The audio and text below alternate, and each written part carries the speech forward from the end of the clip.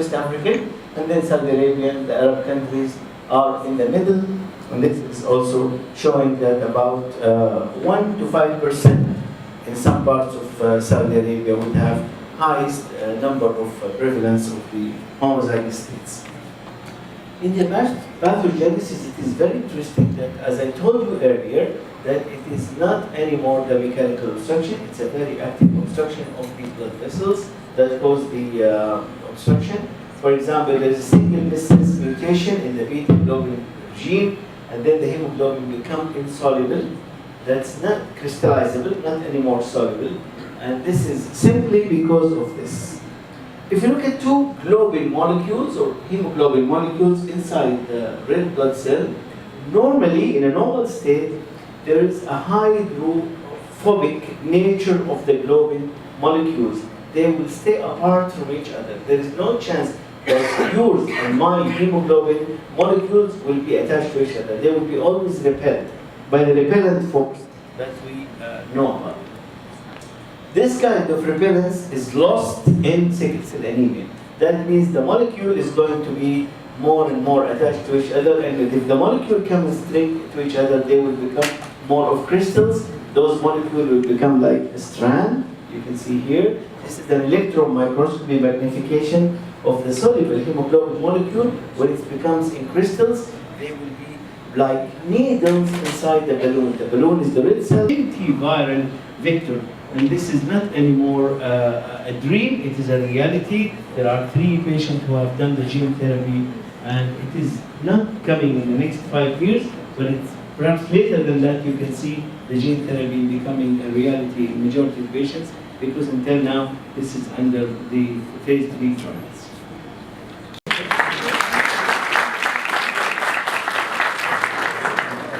For osteoporosis research, he's also a chairman of the Department of Hematology at King Abdulaziz University, and also the director of clinical laboratories there. He's a member of more than 20 societies and committees, for example, AMI. He has 4 patents in nanotechnologies, and he has more than 80 publications. Proceedings of our program. In a brief moment, we will have the keynote speech of the day, followed by a 10-minute coffee break. And when we're back, our first session will start. 6 presenters will hit the stage with 8 minutes each, and a 5-minute discussion after every 3 presenters. In a statistically significant relation between the group age and sleep quality. In this table, we can see some behaviors and smoking and painkiller use with sleep quality, and we found it is statistically significant relation between them and with sleep quality by 0.049 and 0.022 for the painkiller usage. And we look at the sleep hours, it's affecting the sleep quality, and it is something is logical. But we found that who sleep less than 6 hours, they found 77% their poor sleep quality, and who had more than 6 hours, they had also poor sleep quality by 50%. And it is highly significant relation between them. In this table, we compared the night rate on snoring with sleep quality, and we found it is statistically significant, also affecting the sleep quality. And the last comparison, we asked them about the chronic diseases. We found that diabetes is statistically significantly affecting the sleep quality by 0.003, which is highly significant also. And then, in our participants, we found that most of them had poor sleep quality. But in China, they found poor sleep quality in the residential care centers by 20% only. And we say that maybe because the better environment they have and better healthcare they have. And there is some studies that at the Pittsburgh University of Medicine School, they say that smoke affect the sleep quality, which is confirmed our results also. As a conclusion, we assess the sleep quality in adults and older adults and residential care residents, and we found it with sleep quality. Our limitation, some of residents, they refuse to do the interview because they're afraid we are from a Jozat or from Amarat Mukarramah. Most of our participants is females, and we found some difficulties to contact with some demands in the residence. Our recommendation, from our point of view, there should be a regular visit for primary health care for the residents, and educate the residents about the chronic disease and it's important to take their medication and sleep. We should thank Ahmed Nashar Bandura and Ali Saleh Al-Gani for helping us in data collection from the Sina National College students. And this study was done in the Research Summer School of Chain in King Abdulaziz University. And before the end, as the British writer said, Hunter Burgers, laugh and the world will laugh with you, and snore only when you sleep alone. Thank you for all for your presentations. I wanted to ask you about your questionnaire. Yep. Your direct questionnaire for students without specialization, taking care. The whole student, medical and non-medical field. All students. Yeah. I wanted to ask you. There is difference between the response of medical and non-medical students. Yeah, because sometimes You study this factor? No. Because I think there will be a big difference between the response of about antibiotics. Because medical students may be aware of this one. Yeah. Aware about this. So you must differentiate between these two types of students. They will affect. This is a big factor to affect your results. You're right, but I'm talking the whole student. If I specify the medical student, I will change the title, the whole title things. No, not the whole title, but it is one item in your question. It can be studied there. Affected by hospital-acquired infection are the respiratory tract in first place, followed by bloodstream infection and surgical one. Many studies concerned about the hospital-acquired infection. As a prospective cohort study was done in Tunisia showed that the overall incidence there of nosocomial infection was 6.5% and mostly caused by bloodstream infection. On the other hand, in a multi-center European prospective study was done, it showed that the overall incidence of nosocomial was 2.5%. But located here, a retrospective observation study was done at King Abdulaziz University Hospital in Jeddah during the period of 2015-2016, showed that the overall incidence of nosocomial infection was 7.3, and the UTI in the first place was the most common type of infection. But till now, it's not known that there is any study measuring the prevalence of hospital-acquired infection for in the private hospitals in Jeddah. And out of this, the aim of this study was to estimate the prevalence of hospital-acquired infection in hospitalized patients during 2017 to 2018, to identify the possible risk factor for developing these infections and to list the causative agent of nosocomial infection. This is a retrospective observation and study was done at 3 private hospitals here in Jeddah during the period of January 2017 till August 2018. Included all hospitalized patients in ICU and surgical ward. And the statistical study was done by SPSS, was done in 3 private hospitals that are Ibn Sina, in Jeddah, and Jad'ani al-Ghlain, and Jad'ani al-Safa. Prior admission was obtained from the research center at Ibn Sina College. All patients with completed data admitted to ICU or surgical ward for more than 48 hours and above 18 were included in this study. On the other hand, patients who were shifted out from the hospital within 48 hours or aged less than 18 or with incomplete data were excluded from this study. Data were collected from the clinical record of the patient as age, sex, diagnosis, length of hospital stay, and also temperature chart and laboratory report were all recorded. Exposure of the patient to invasive devices as urinary catheterization, central venous line were reported too. This is the master sheet we used to collect the patient data. All admitted patients during this period of the study was 2,628 and 398 of them only was included in the study. 234 with a percent 58.7% were admitted to ICU and the rest 164 were admitted to surgical ward. As you can see here, this table and graph shows demographic data of the study group population. Concluded that the mean age was 48.5%, 48.5, over the standard deviation 16.6. And you can see, as you can see here in the slide, in the chart, both male with higher incidence that are 66.8%, and female with 33.2% were included in this study.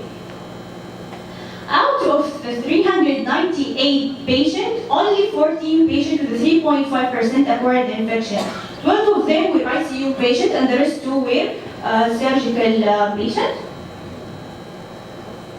As you can see here also in this table, the distribution of the most common type of hospital-acquired infection. And in this study, the most common type of nosocomial infection was in the first place urinary tract infection with a 28.5%, followed by respiratory tract infection and bloodstream infection, wound infection. Only 3 patients have more than three infections with a 21.4%. This table also shows that the most common type of microorganisms isolated was E. coli in the first place, with approximately 43.2%, followed by Klebsiella pneumonia and Staph aureus. As you can see here, this table shows the distribution of hospital-acquired infection according to the risk factor as length of hospital stay and usage of instrumentation. And we concluded from this table that the more length of the increased length of hospital stay of the patient and the more use of instrumentation as urinary catheterization or central venous line contribute to the frequency of hospital-acquired infection. And out of that, to sum up, the proportion of nosocomial infection in the present study was 3.5%, and the major nosocomial infection, according to our study, was urinary tract in first place, followed by ventilation-associated pneumonia. Gram-negative Enterobacteriaceae as a group were the most frequent isolated pathogen, while E. coli was the single most frequent causative organism. And the nosocomial infection for the ICU patient resulted in increased length of hospital stay in turn. So, now these findings can be utilized toward planning a surveillance program for nosocomial infections for our healthcare program, for our healthcare institutions as a step toward better infection control policy. And that's it. These are our references. Thank you. Data, the sample sizing, the p-value, things we haven't heard before in previous conferences. So I congratulate all the presenters for their participation and for their great work. And also, as you've seen, many of the presentations have been published. So what we're advertising for is the course this year that inshallah will be in the month of July. Our course overview, in this course we will guide you how to do a research, how to conduct a research, and how to publish your research. That's our objective. There are limited seats, so we take up to 80 seats only for all the 3 programs, or the 4 programs, medicine, dentistry, PharmD, and nursing. The course takes over a 3-week period. Throughout these 3 weeks, you will learn how to do research, you will conduct an actual research, and you will write your manuscript during this time.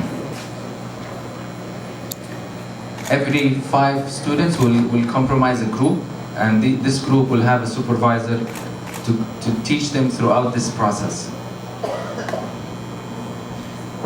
Again, I stress on the fact that our course outcome is to publish a manuscript. The idea of you sitting in the course is to publish a manuscript. We will not publish it for you. You will have to do the job, but we will teach you and guide you and supervise you in doing so. So last year we had 60 participants from the medicine program, 11 from dentistry, and 4 from PharmD.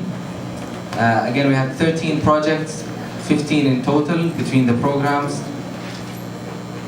Number of projects that were presented in this conference were 11, and the number of research projects that are ready for publication are 9, and we have 5 already published research from last year's course. It's not even a year, and people who do research, they know that the project may take more than a year, but alhamdulillah, in less than a year we have 5 publications and 9 on the way. So thank you for listening, and we will open registration for the course very soon, and you will hear the second announcement, inshallah. Plaque and gingival indices less than 10%. The following 4 parameters were assessed at baseline, phase 1, 3, and 4 1-year follow-up period. Here are the 4 parameters. Clinical attachment clause, a total of 6 measurements, 3 on each facial and lingual surfaces, were taken, and an average is used as a final value using UNC 15 probe. Distance between cement enamel junction to the alveolar crest was measured at baseline.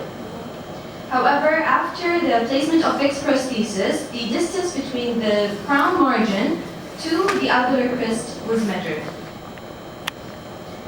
Radiographic techniques were standardized. Radiographic techniques were standardized to maintain homogeneity in the measurements. And only fixed prosthesis having IPS impress, PFM material, and zirconia materials were included in the study.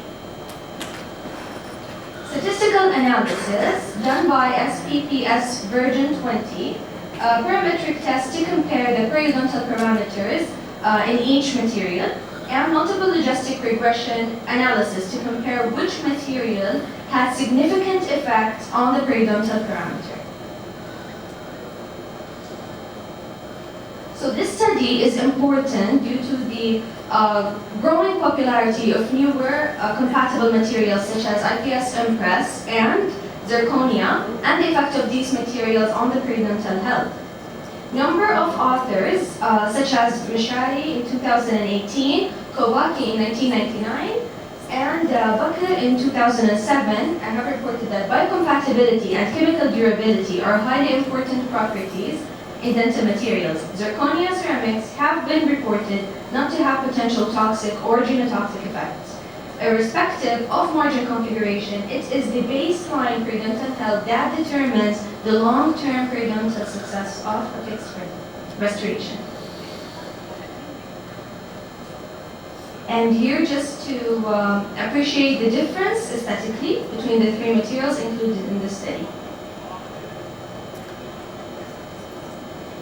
Okay, Wishart et al. In 2007 and Retromar in 2002 have reported that particular alloy type may have a stabilizing effect on gingival health irrespective of level of margin placement. Type of alloy did not affect the level of plaque accumulation, and gingival health was similar around any alloy.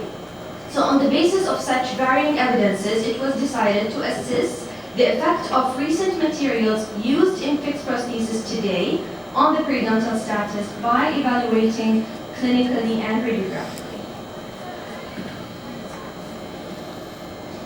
This table is showing the comparison of changes in the periodontal parameters.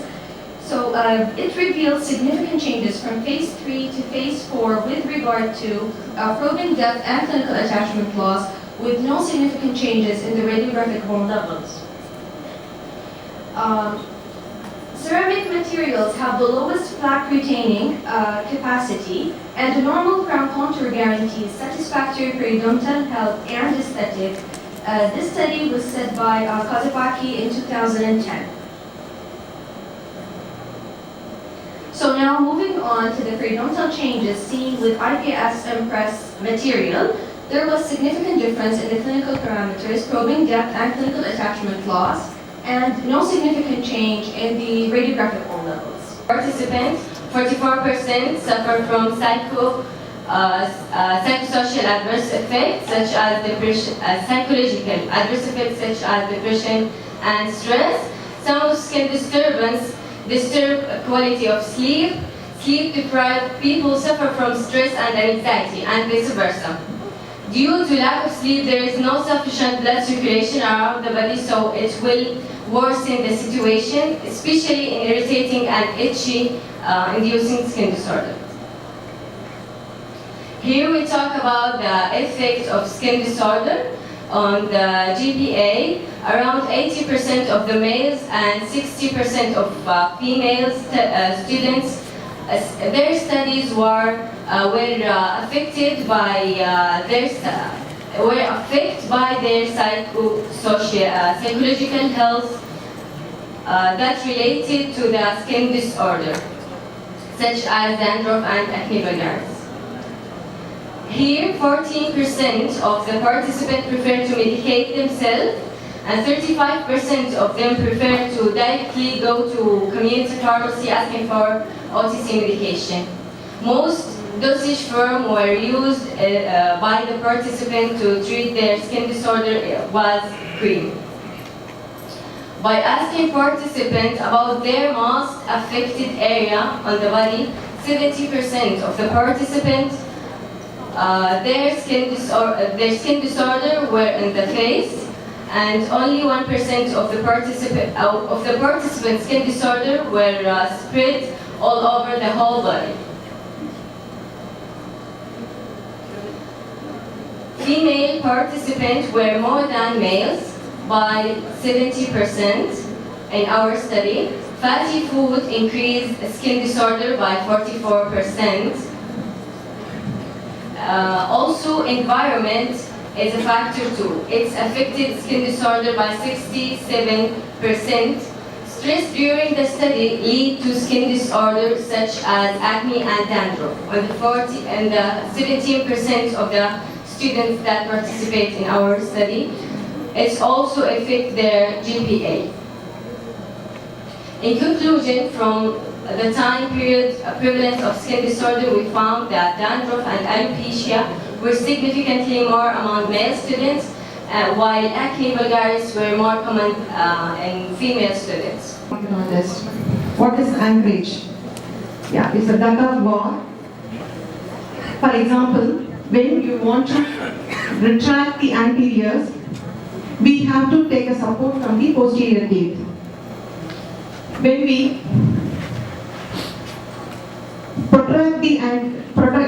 retract the anteriors, obviously we should expect posterior teeth as will move front. This is called anchorage. So end up with we have compromised treatment result. So to reinforce this anchorage, for past few decades, we were using extraoral anchorage device such as face mask and headgear, and intraoral device such as TPA and lingual etc. But will they give real 100% absolute anchorage? It's a big question mark. So to overcome these deficiencies, mini screw and mini implants was introduced by Kanami in 1997 exclusively for orthodontic purpose. Mini screw is made up of titanium and the diameter of 2 to 3 millimeter and the length available from 5 to 12 millimeter. Placement of mini screw is so simple. After application of infiltration anesthesia, the mini screw will be placed directly onto the bone with the help of mini screw driver by self-tapping method, because the head of the body of the screw has sharp cutting edges, and sometimes we do drilling if we use in cortical bone. Many authors, including Venersdal and Lee, confirmed that the TAD, this mini screw, have been successfully used in between the roots, and also it reduces the disadvantages of the conventional anchorage system. So it can be placed in between the roots and also outside the roots. But you can ask me, if it injures the root surface, what will happen? And many authors studied, Honor et al., he examined the premolar surface area after intentional contact with the mini screw. He confirmedly told that the swift repair and the complete healing is possible once it touches the root surface. So many advantages: decreased treatment time and also gives absolute anchorage, etc. So coming to the case report, we have open wide missing incisors, bimaxial protrusion, impacted canine. 20-year-old female patient came to the orthodontic department having a chief complaint of anesthetic smile. Extraorally, we have found protrusive upper lip and interlabial gap of more than 12 millimeter, and also constricted maxillary arch. When the patient was having tongue sucking and tongue cursing habit as well. On intraoral examination, more than 15 millimeter open bite and proclined upper anteriors. This is a constricted maxillary arch. On supplementary analysis, we have found out vertical dimension of the patient was increased. So the first treatment plan is to start the habit breaking appliances, that is tongue grip, followed by arch-wide expansion.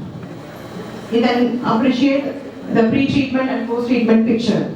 Considering her patient's vertical dimension, this is the ideal treatment plan is to do Leaford 1 osteotomy. But we have meniscus TAD implant system, so planning to intrude posterior teeth. The meniscus was placed in the buccal as well as palatal area. The intrusion mechanics was given.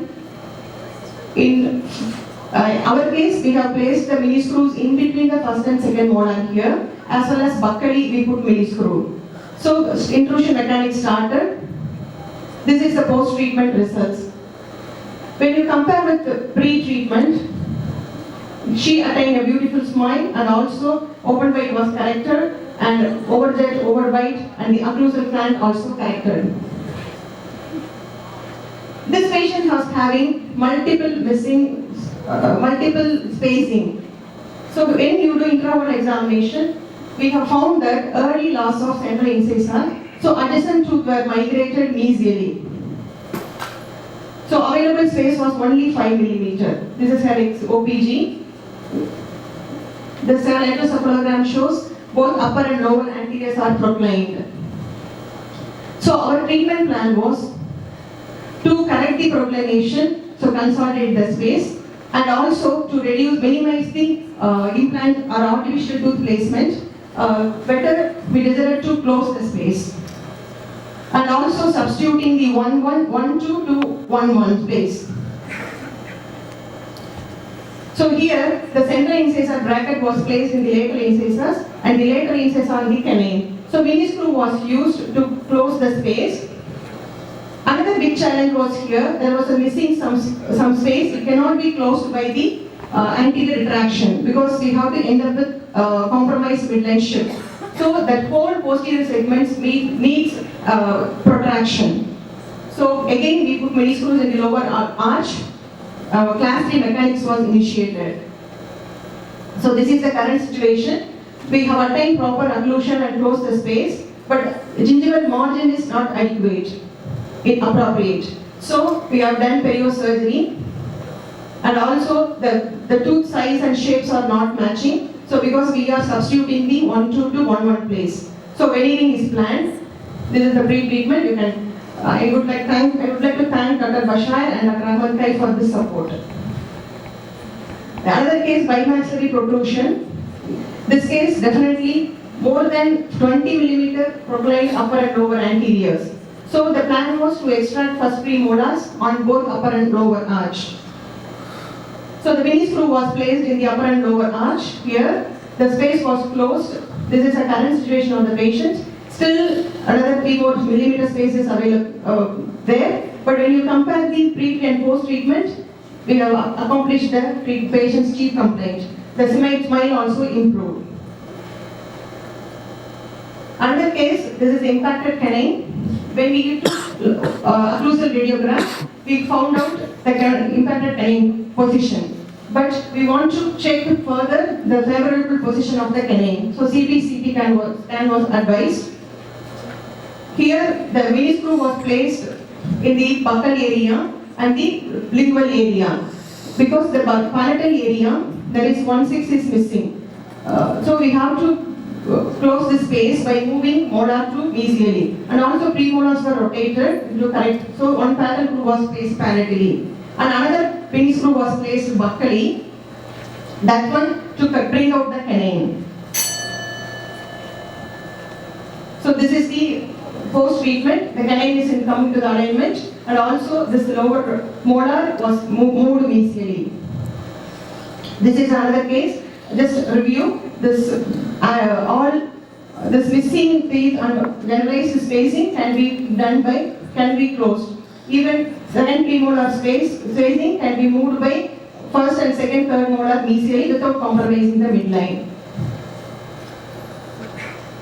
Absolute inclusion is possible. So, though it has little disadvantages like nerve injury or sometimes mild infection, but it gives a good advantage compared with other conventional methods. Once the Archimedes said, give me an adequate space and lever, I will move the world. I am telling, give me a tad, I will make everyone in the world beautiful. My sincere thanks to Dr. Uthman Wali, Dr. Anand Nayak, Dr. Intasar, Dr. Akodi Raju, Perio team, Dr. Bashar, surgical team, my colleagues, patients, and my dear students, and my family also. Thanks for this time. Thank you, Dr. Kavita, for that informative presentation. Hopefully, when medical students reach the final year, they are aware of a vast variety of things, including medical legal topics. Here to present her research titled, Final Year Medical Students' Knowledge, Attitude, and Practice of Their Future Medical Legal Problems, a descriptive cross-sectional study at Ibn Sina National College in Jeddah. Please welcome Ms. Haneen Istanbuli.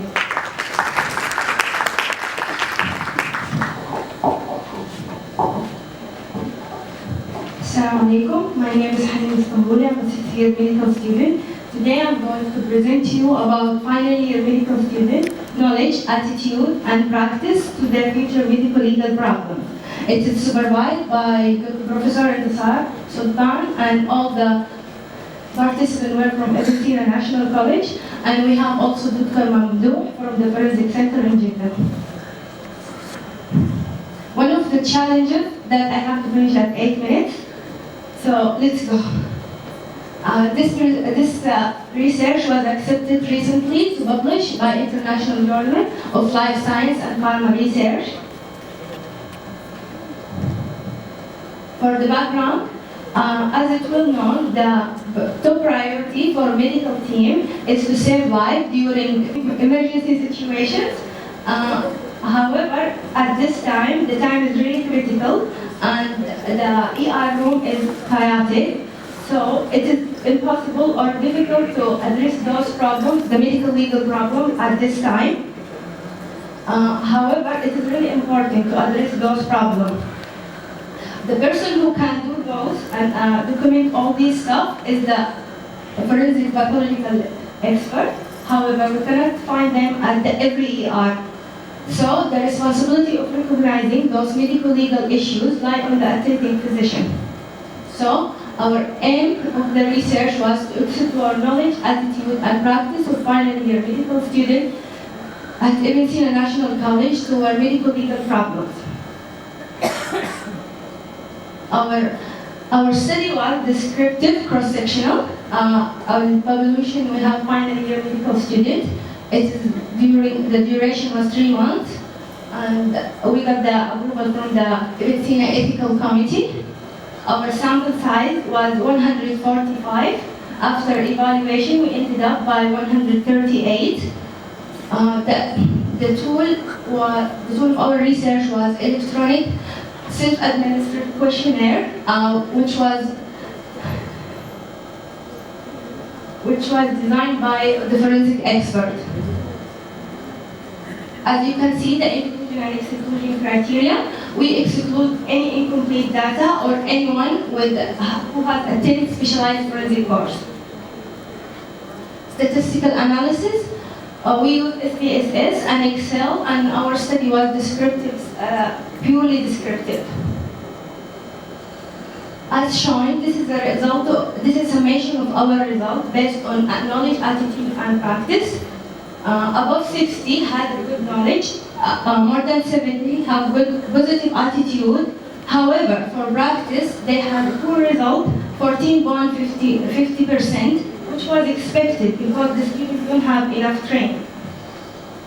Now I will focus only on the defective question, which has less than 50 response. The first question is that the student had poor or no knowledge about how to notify a relative about their suspicions before notifying the police. When it comes to consent for photographing an incident, they also had a poor response. Last one, the lack of knowledge for the student was their ignorance about the legal consequences of incomplete reporting. Moving toward attitude, they have negative attitude for their overall medical legal knowledge and education. As shown, for both questions, for practice, they had bad results for practice and training for photographic documentation. In their opinion, the main source of stress at the emergency room was the victim relative, followed by the fear of legal consequences and religious causes. And also in their opinion, the best time to take the education for their future is undergraduate and residency rather than postgraduate. The main limitation was it is a cross-sectional study and it is self-answer questionnaire. To wrap up, our final year medical students are prepared for their future practice. They have good knowledge, positive attitude. However, they have many gaps between the theoretical and practical part. They are unaware of the legal consequences of incomplete report, and they don't know how exactly to inform the relative before the police. Were more than 40%. The mean age was 29.3, with a standard deviation of more or less 9.7. The median age was 28, and most of the patients were between 16 to 40, representing 85%. Nationalities, 90% of them were Saudis. So the category of analgesics for the most common one, 39% was for NSAIDs and 37% was for the opioids. 24.4 was for the paracetamol. Paracetamol group, including the Adol, was the most commonly one in them, 36%, and the NSAIDs was diclofenac, 32%, opioids, first 57%. Morphine.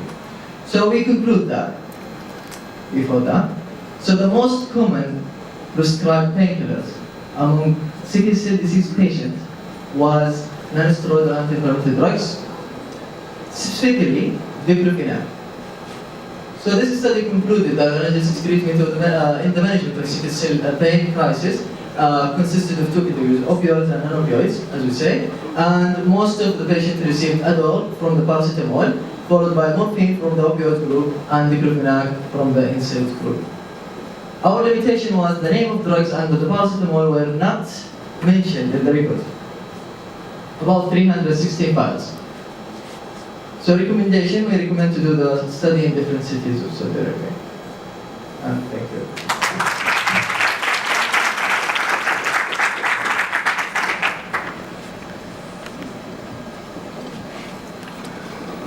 Thank you, Mr. Ma'ana Thabeti, for this informative topic.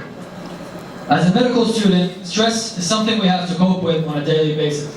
After all, if it's not stressful enough, it's not good enough. Our next presenter's topic is longitudinal assessment of stress level among clinical and paraclinical dental students in Jeddah Private College. Please help me welcome on stage our third presenter of today, Ms. Reem Shimrani. Assalamu alaikum wa rahmatullah. Good morning, everyone.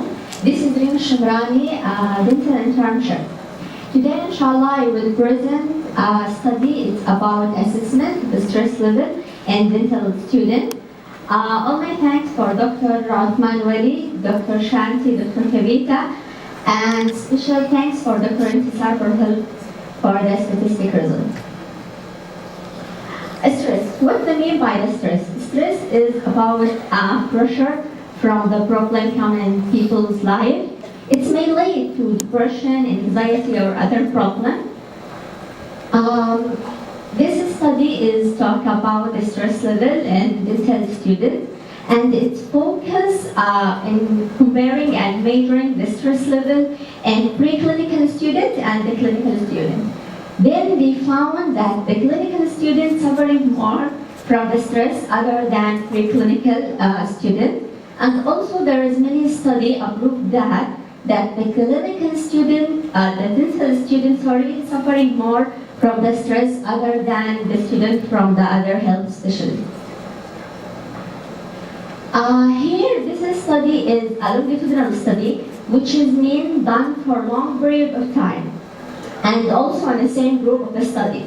And the questionnaire were distributed for a student in second and third BDS. Then the same questionnaire was distributed then after they began in 6 and internship years.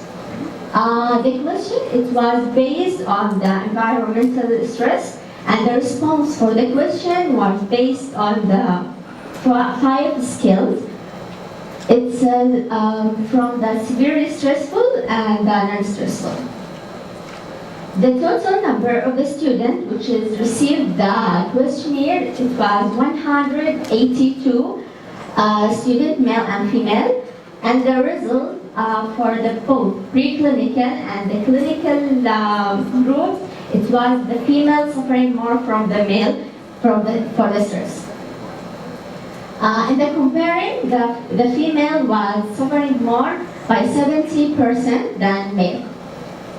And according to the career choice that the student forced by the parent was suffering more from the other student.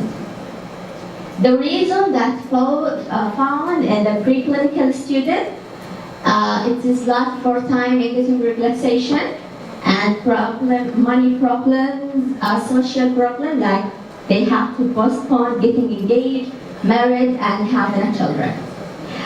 During the 6th and the internship year, the causes, it was assignment, more work, and also the difficulty in the exams, lack of time, and duties of having mother or father, and personal health issues. This is the 2 questions they found that have a significant difference between preclinical and the clinical student. After that, we compare between the results in preclinical and the clinical group. They found that the clinical students suffering more from the preclinical students. Here, I pick up some articles and I compare it with our study. The advantage in our study is done for long period of time and in the same group of the study. They distribute the questionnaire for the second and third BDS. The same questionnaire distributed for the same group after they began in 6th and the internship. Other than the other studies, which is done for a short period of time, like comparing between first semester and second semester, and the other one is done for different group of the study. Here, when we compare between preclinical and the clinical, we found that the clinical student suffering more from the stress, and we have to study the method of the stress and investigate it. Also, we recommended to there should be management program for the dental students. And also the facilities we have to provide that the program for stress management, and the student, and dental students have to use it for better dental life. Thank you. Human relations. Dental care is becoming more relevant nowadays, especially malocclusion. So face is the most rarely appearing feature and is the most important physical character. So any significant deviation from normal facial aesthetic results in feeling of insecurity, inhibition of social contact, comparison of self with others, and which may negatively affect the quality of life. So People with higher self-esteem, they are more satisfied, they are more happier in life, they are more or less depressed, and the psychological impact is very important, and it might manifest, as I said earlier, in insecurities and inhibition of self-esteem. So, severe malocclusion involves anterior teeth. It experience both emotional and psychological, as well as functional and aesthetic. So, in addition, this perception of malocclusion often different from that of the orthodontist. It's common that patients present with a high level of concerns for visible problems than in other more severe problems in malocclusion. So, orthodontic patients need to be recognized as an individual because of the very important psychological effect. Our present study is going to be undertaken with objective to determine the psychological as well as the social impact using the psychological questionnaire. So this is another study that we found talks about the importance of malocclusion, malocclusion disalignment, and bullying. So they conclude that benefits of orthodontic treatment in children at much younger ages is very important, just to prevent them from getting bullied and teased, and to prevent them from getting the long-term effect. So our study was done on orthodontic patient coming from Sina College, age between 18 and 30. This is the criteria. Age between 18 and 30, no craniofacial anomalies, class 1 molar relation, with no facial asymmetry, no medical problem or TMJ problem, no orthodontic previous treatment. This is the consent form that they signed for. A sample size of 25 in each group was taken, and a brief explanation about the questionnaire. We did 2 questionnaires. The first one is the Rosenberg, and the other one is the orthodontic quality of life, and it was done before we started the ortho treatment. So the first one was the Rosenberg self-esteem scale. It consists of 10 questions. It talks mainly about talks about how they feel about the physical appearance, how they feel proud, if they respect themselves, if they see the qualities of themselves. It all depends on the angle classification. This is the other one, the orthodontic quality of life questionnaire. It consists of 22 questions. The lower the score is, the better quality of life they have. Okay, so question numbers 15 to 20 was talking about social aspects, 2 to 6 about function, 8, 9, 12, 13 about awareness of the facial deformity, and the other one's about facial aesthetics. So the statistical analysis was conducted using SPSS. The result was done by Shaper-Wilk test. Rosenberg, both questionnaires were compared using one-way ANOVA with a significance of 5%. So the study sample was divided into 6 groups. The first group, the crowding group, with irregularity more than 10. The second group was the protrusion group with proclination more than 4. The third group was a class 2 group with overjut is 5 or more. The fourth group, class 3, overjut is less than 5. The fifth one, open bite group with overbite is 3 or more. The sixth one, deep bite with overbite is 5 or more. So all done on female orthodontic patients.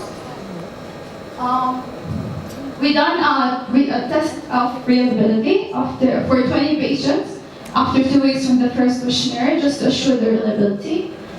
Just to make sure that they forget the previous answers. This is the comparison of age in each group table, inter-class correlation coefficient, mean and standard deviation. And this is the comparison of malocclusion finding that we conclude.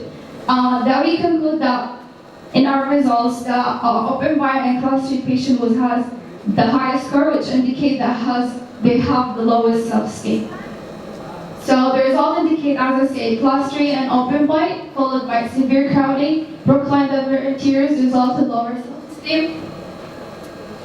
And also, class 3, again with the Rosenberg, class 3 has the poorer self-esteem. So the more severe the malocclusion, the lowest self-esteem. So this is an article talks about the same aspect that we talked in our study. But they conclude that class 2 division 1, they has the lowest self-esteem. This is another article. They conclude that we have the same ideas. They conclude that the interfacial region has the most important factor in maintaining them attractiveness and positive attitude. So to conclude, many people with an obvious malocclusion have noticeable low self-esteem.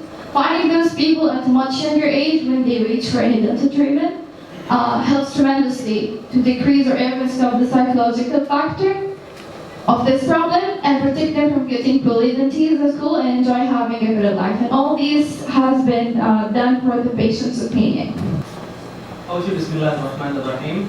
I'm so proud of presenting this presentation in front of you, my doctors and my colleagues. The topic of the presentation is assessment of the attitude and the practice of the usage of antibiotic by students in Jeddah City, Kingdom of Saudi Arabia. This project is done under the supervision of Dr. Sayyid Ahmed Izhar. And I would like to start my presentation with the content, introduction, methodology and questionnaire, figures and tables, and result and discussion. Limitation, conclusion, suggestion, references. Introduction. Saudi Arabia shows the highest resistance to antibiotic in all Gulf countries and insufficient knowledge and awareness of patient education about antibiotic by the healthcare providers are the predisposing factor of the development of such a resistance. The aim of this survey is to know the attitude and the practice of the student toward the use of antibiotic in Jeddah, Saudi Arabia, and the methodology. This is a cross-sectional study based on questionnaire. The data will be collected from the sample size of the 1,014 students of the age range from the 18 to 32 years, both male and female students from the different universities and colleges in Jeddah, Saudi Arabia. The questionnaire here we have like a sample of example of my questionnaire. And here we have the graph, the different source of information. From the usage of antibiotic, the figure illustrated the different source of information. For the usage of antibiotic, and the highest percentage by 58% come by the pharmacists, which are good for people know from the web to get the right information according to the drugs. And we have this figure shows the percentage of participants are purchasing the antibiotic when needed, and we found the 68% of the percentage of the participants are buying the antibiotic from the retail pharmacy. First, as a background, computer vision syndrome is a group of vision-related symptoms that are associated with the use of devices with digital displays. And these symptoms, there are 16 symptoms that characterize computer vision syndrome. Some of them are redness, dry eyes, burning sensation, blurry vision. And as you know, digital devices are widely used nowadays for a variety of purposes. So our aim was to investigate the prevalence and determine the risk factors of computer vision syndrome among health sciences students in King Saud bin Abdulaziz University for health sciences in Jeddah. The methodology we used, this was an observational cross-sectional study. This was an observational descriptive cross-sectional study. We included students from the College of Medicine, College of Applied Medical Sciences, and College of Health Professions. We used self-administered questionnaires, validated self-administered questionnaires that ask about the symptoms, the frequency, the intensity, and the device using habit, along with the ergonomic practices applied by the students. The data were entered using Microsoft Excel and analyzed using FSS version 22. So we come to discuss the results. First, we had 334 students, and 97.3% of them had at least one vision-related symptoms associated with the use of digital devices. The most used devices, as assigned by 78% of the students, was mobile phones, and the main goal of using devices was for entertainment, as assigned by 80% of the students. Here we show the results in a descending frequency. So the most reported symptom was headache, as reported by 68% of the students. Then comes the affected eyesight, then itchy eyes, then burning sensation, then tearing, then blurry vision, red eye, dry eye, photophobia, eye pain, foreign body sensation, excessive blinking, difficulty focusing, halos around object, and double vision. And the least reported symptom was difficulty moving the eyelid, as reported by only 9% of the population. And these are also the symptoms in a tabulated format. Here we report the ergonomic practices applied by the students. As we can see, the most reported applied ergonomic practice was adjusting brightness based on the surrounding lighting.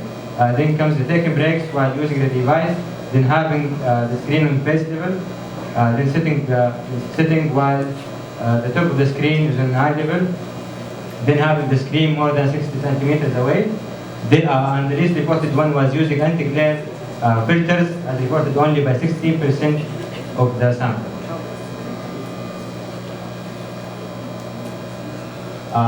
And we did the man-Whitney test to find the association between different variables and the frequency of reporting symptoms. So we found that the number of eye symptoms increased with being a female, and in the students wearing eyeglasses, and in students observing glare on the screen. We found, and in contrast to the literature, we found no relation between usage hours being more than 6 hours and the increased number of symptoms. Also, the ergonomic practices applied by the students were not associated with the number of symptoms reported by them. Here we come to discuss some of the literature. So other studies found the prevalence of 67% to 82% in medical students of computer vision syndrome, and 69% among females, 65% among males. Here also we contrast some of the symptoms from our study to other two references, one from India and the other from the United Arab Emirates. We can see that we reported, or our sample reported more frequency of headache, burning sensation, unclear vision, and dry eyes as compared to the literature. Also, the number of symptoms, as we said previously in the literature, were found to be associated with the usage hours. As they increase, the symptoms increase, but in our study we found no association. So we recommend that more efforts should be directed toward increasing the awareness among the students regarding the use of devices and applying the ergonomic practices. Our conclusion is that eye symptoms are common among college students, and the ergonomic practices are not widely applied as should be. These are the references, and this was the questionnaire we used. Thank you very much. I'm at the Sina National College, and I would like to present a study. It's a comparison between articaine and lidocaine as a supplemental anesthesia for for pain control during the mandibular implant surgery. So as an introduction, the endoosseous dental implants are a safe and reliable technique. But the fear of pain of patients, especially the patients that are aware of the procedure, is what actually holding us back. So the painless dental treatment is actually a goal for us. So modification of the current anesthetic technique has become a necessity. The aim of our study is to compare the efficiency of lidocaine and articaine as a supplemental anesthesia after the intraoperative pain control during mandibular implant surgery. The materials and method we've used: 53 blinded adult subjects receiving standard inferior abdominal nerve block with 2% lidocaine and 1 to 100,000 epinephrine, randomly receiving a supplemental buccal infiltration at the implant site, either with 4% articaine or with 2% lidocaine, both with 1 to 100,000 epinephrine. So the assessment we have taken into consideration here are the total volume of the anesthetic solution used, the quality of the anesthesia and the need for re-anesthesia, subject intraoperative pain evaluation using the visual analog scale, and they were descriptively analyzed using the chi-square test. This is the visual analog scale that have been given to the patient, where they can evaluate their the pain they're experiencing from 0 to 100. And this is the table to compare the mean volume of the anesthetic required. As we can see, with the articaine, the mean value used was 3.80 milliliter, where with lidocaine we've used 4.28. So more solution was used with the lidocaine compared to the articaine. And in comparison for the visual analog scale, the mean value with the articaine was 28.16, where with the lidocaine was 41.70. So we can see that the articaine used less solution and had a better result with the pain control. As a percentage for the re-anesthesia required, on the articaine group, only 29.5% required re-anesthesia, where with lidocaine, the majority of the patient, almost 2/3, had 72.7% required re-anesthesia with the lidocaine. As a pain response comparison, the articaine, the majority of the patients only experienced mild pain, 81%, and the moderate pain, only 15.9%. Where on the lidocaine, 40% of the patients experienced mild pain, and 47% actually experienced moderate pain. So these are the results of the study. 44 patients have fulfilled the study, with the average of 47 years old. 51% of these cases required re-anesthesia. As the chi-square test, a probability value of 0.005, the significant difference in the need for re-anesthesia of articaine and lidocaine. And the volume used, the lidocaine, as we've explained earlier, used 4.28 milliliter, where the articaine used only 3.80 millimeter per operation. This is, of course, the mean value. The intraoperative pain was significantly more in the lidocaine group, which is 41.70 by the visual analog scale, and 28.16 with the articaine group. As in further discussion, the total volume affects the effectiveness. As said, the research by Dr. Khalid Eid and his team. As an infiltration of mandibular first molar, the success rate was 56% when giving 1.8 milliliter, and 96% to the group that have been given 3.6 milliliter. So we can see that actually the volume affects the effectiveness of the drug, and the tissue toxicity and discomfort has increased, of course, with the increased volume. So in this study, what we have actually done is we've separated the volume into two, giving 1.8 as an inferior alveolar nerve block and 1.8 as an infiltration, a buccal infiltration for the mandible, to just minimize the toxicity and discomfort. In conclusion, the articaine showed more efficiency when it has been given as a supplemental anesthetic after the inferior alveolar nerve block, with the articaine, 4% articaine and 2% lidocaine. We can see that the articaine, with the statistics that have been shown, have the upper hand on controlling the pain with the minimum volume. And the results, of course, were statistically significant. Thank you all very much. And special thanks to our research team, Dr. Sarbanan and Dr. Sheetal, Dr. Uthman Wali, and Dr. Al-Hashmi and Dr. Sarah. Which is commonly instrument used for removing gutta percha. Almost 60% use Gates Glidden and only 30% use Thesaremer, and just 9% of them uses endoplugger, which is heated instrument. Okay, why restoring endodontically treated teeth?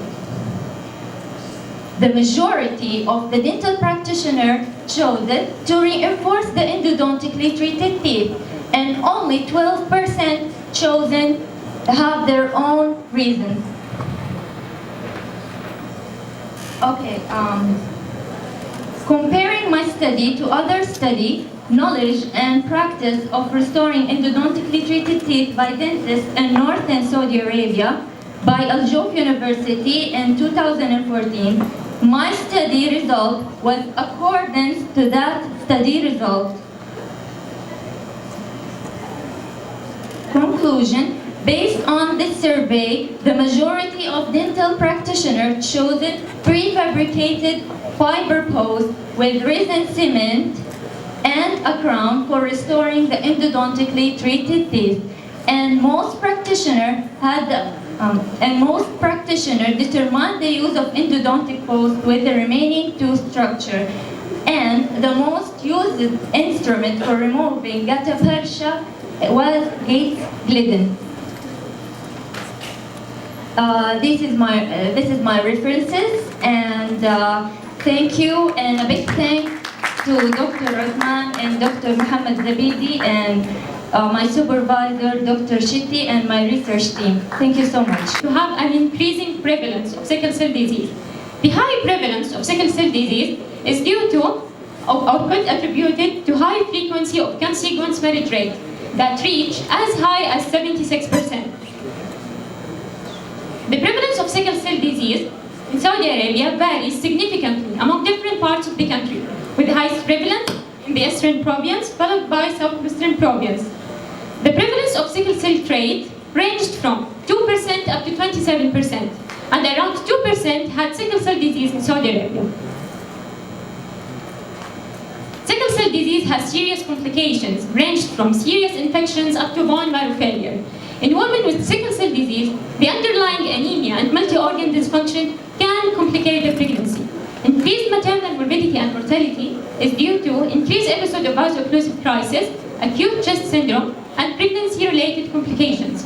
Awareness of patients about sickle cell disease and its complications during pregnancy can reduce the severity and frequency of this disease through early regular follow-up and adherence to medical advice during pregnancy and delivery. So in this study, we aimed to assess the awareness about sickle cell disease and its complications during pregnancy among the general population in Jeddah City. Our study design was a cross-sectional study, and we included all Saudi adults with age older than 20, resident of Jeddah.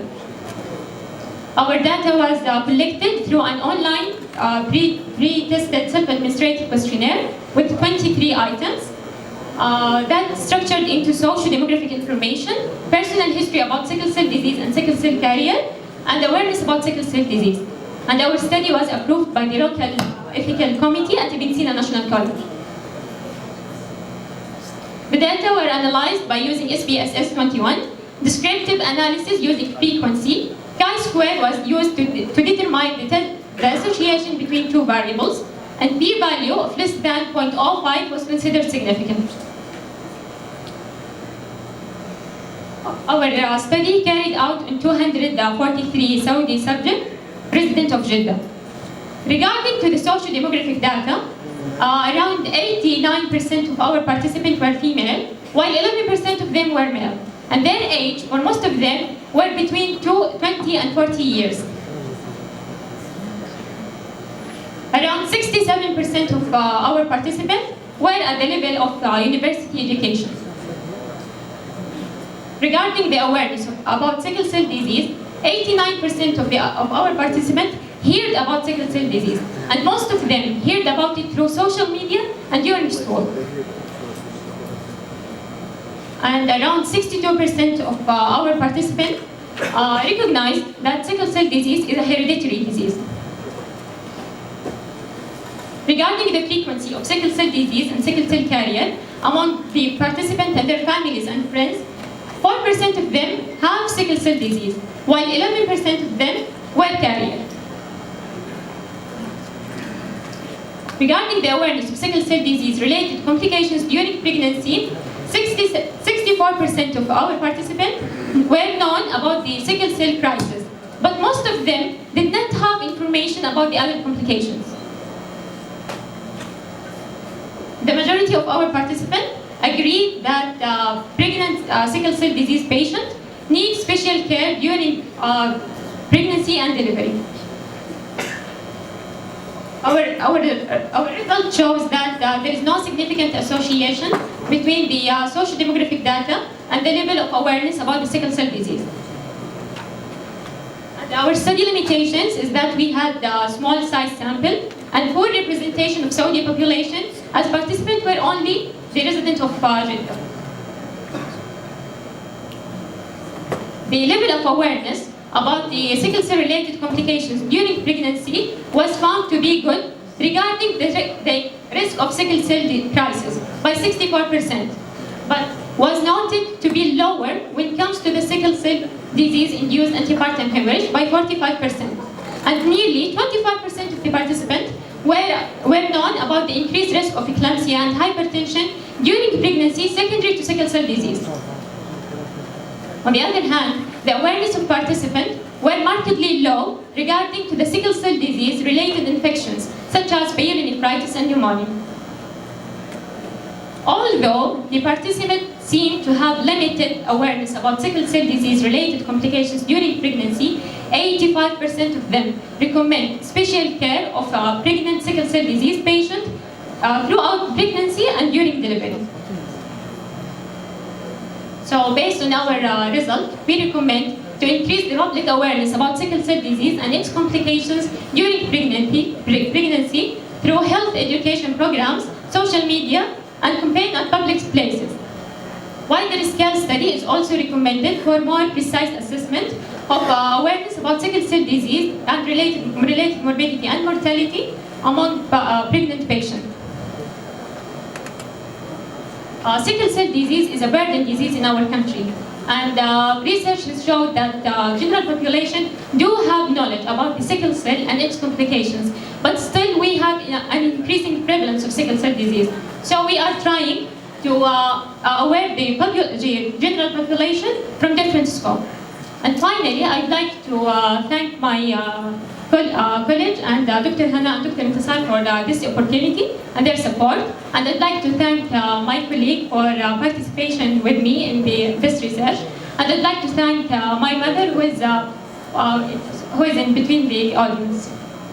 Thank you. For back pain in Saudi Arabia, please welcome Mr. Mohammed Saeed.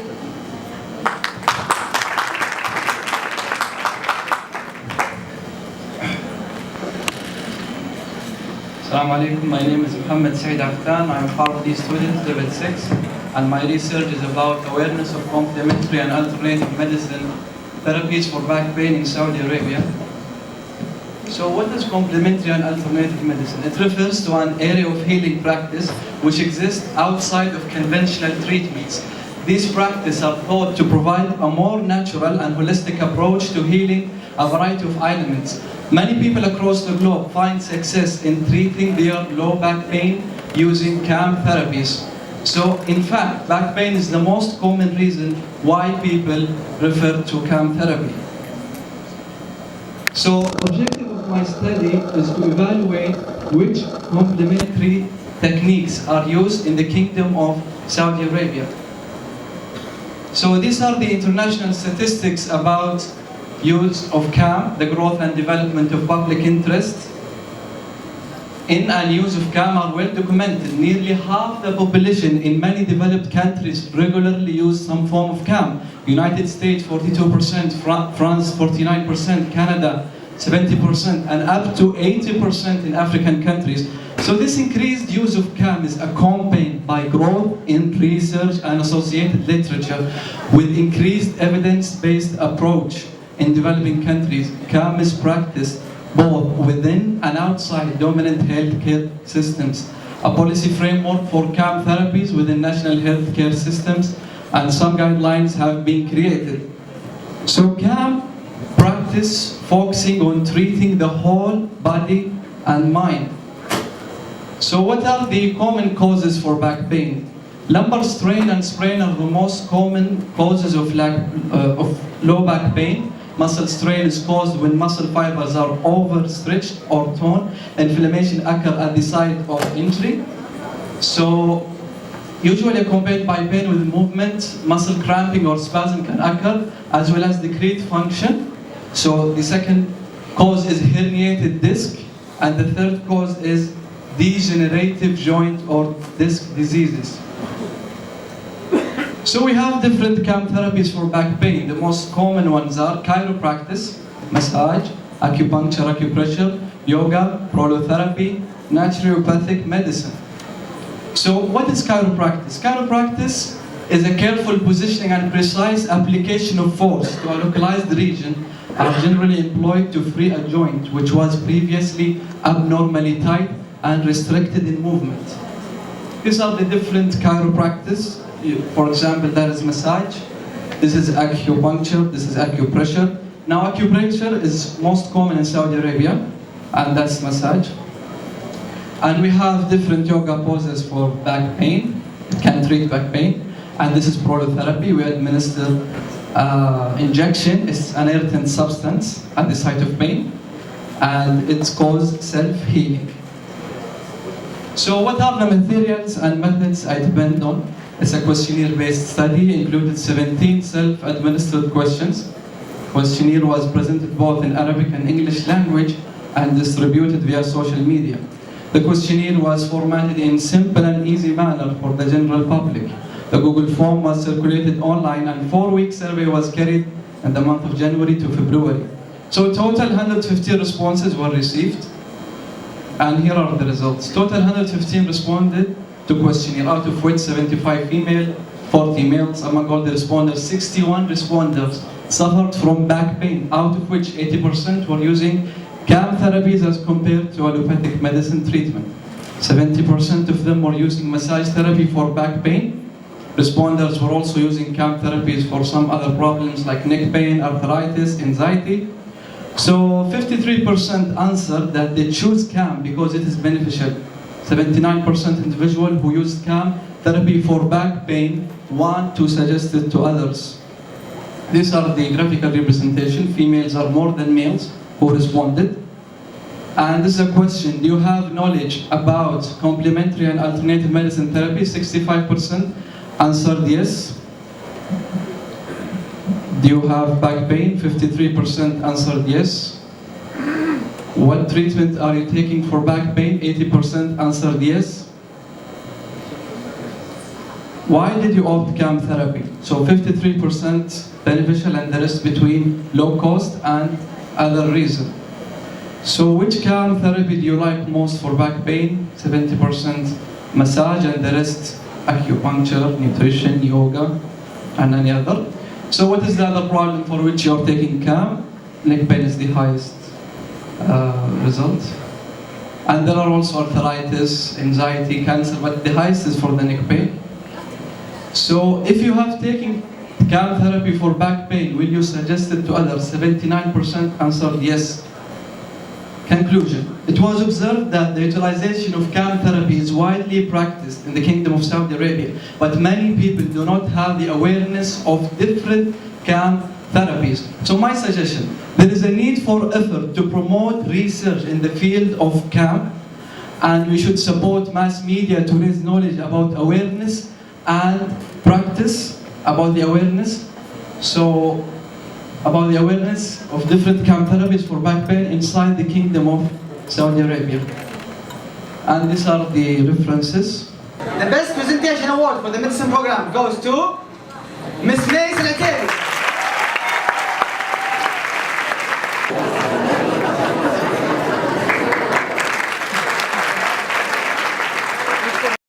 The best presentation award for pharmacy program goes to Mr. Mohammed Saeed Aftan.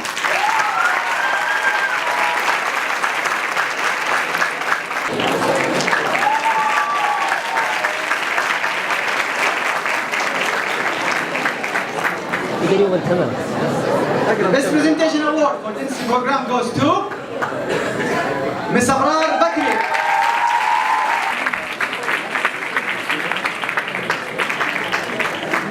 In appreciation of this conference organizers, we would like to proudly present them with tokens of appreciation.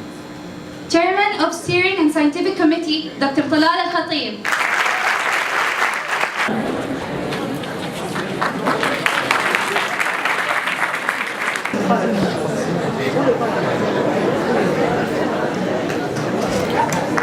Head Committee, Professor Intisar Sultan.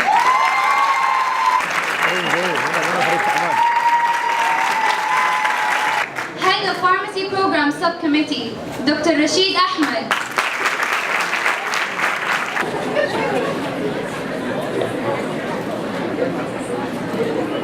Head of Dentistry Program Subcommittee, Dr. Aparna Shitat.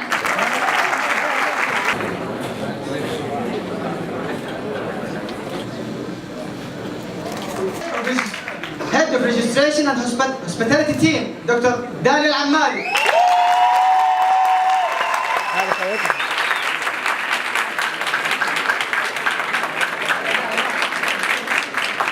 Head of Revenue Management Team, Dr. Bazina Ali. IT Support Team, Mr. Sayyid Rahim.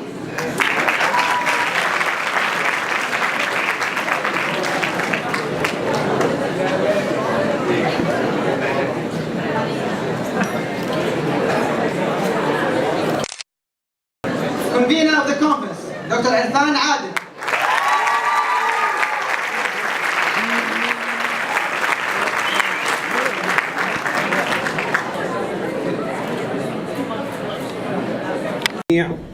القائمين والعاملين على هذا المشروع، وهو مشروع البحث العلمي الذي هو جزء من رسالة الكلية.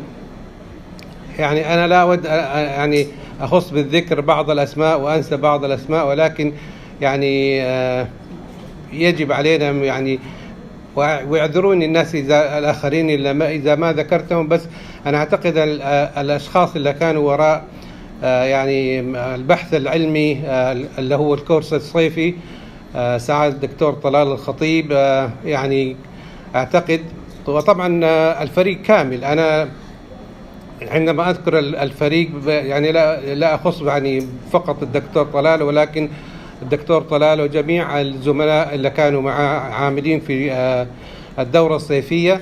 أنا أعتقد أنها عملت دور كبير في تحسين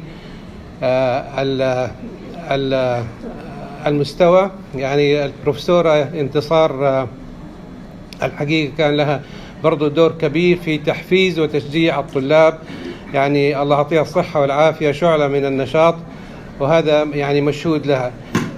يعني طبعا الدكتور عادل عرفان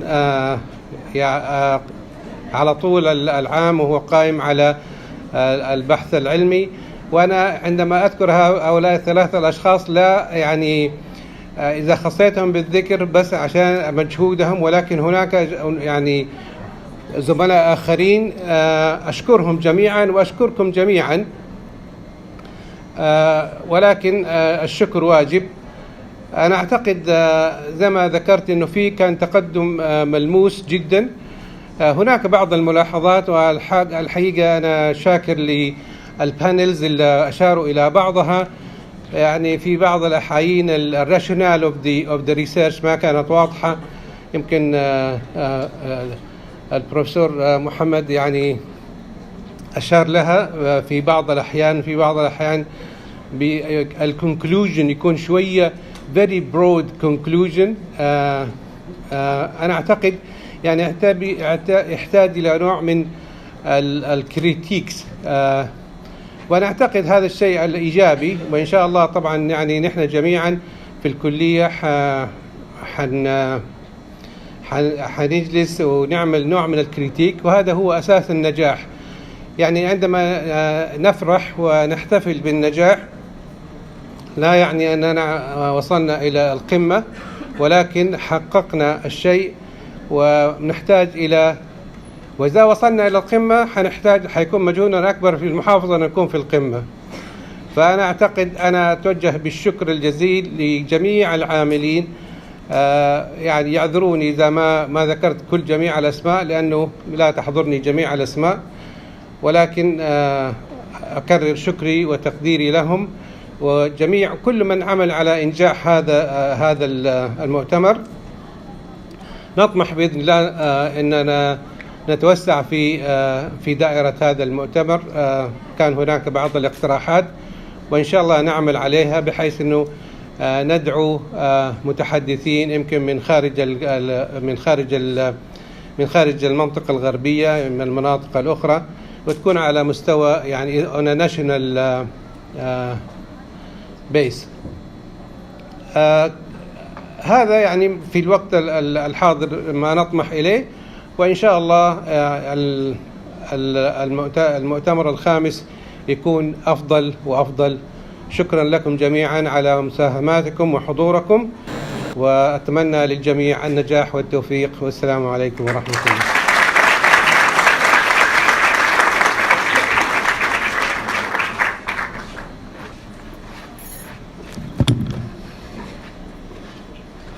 Now, we kindly welcome the convener of the conference and director of Ibn Sina Research Center, the very committed Dr. Irfan Adil on stage.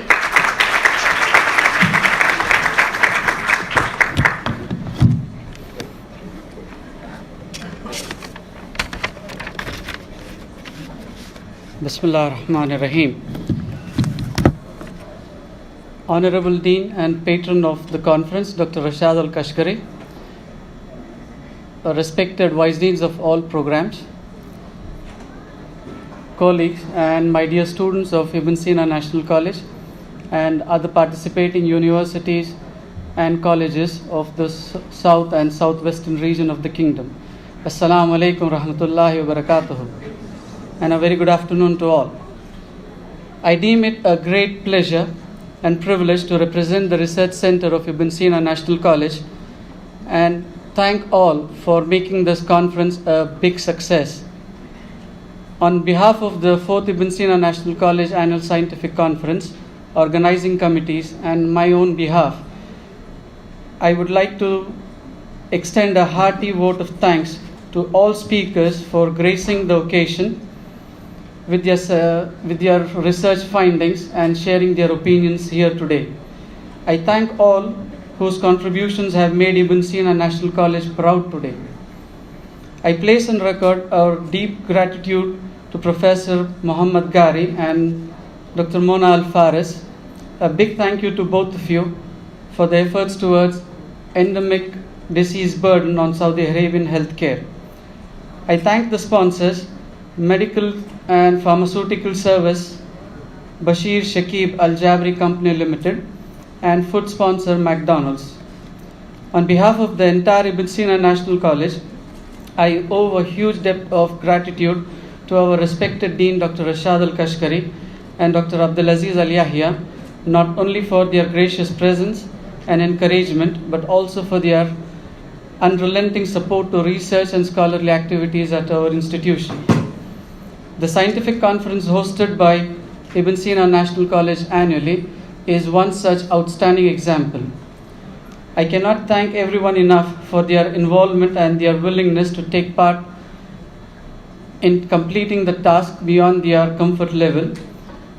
We were very fortunate to work with true leaders such as Dr. Talal Al-Khatib, who was the chairman of the steering and the scientific committee of the conference, Dr. Shabir Ahmed Saeed, who is the organizing committee chairman, who helped us and guided us in every step we took while organizing this conference.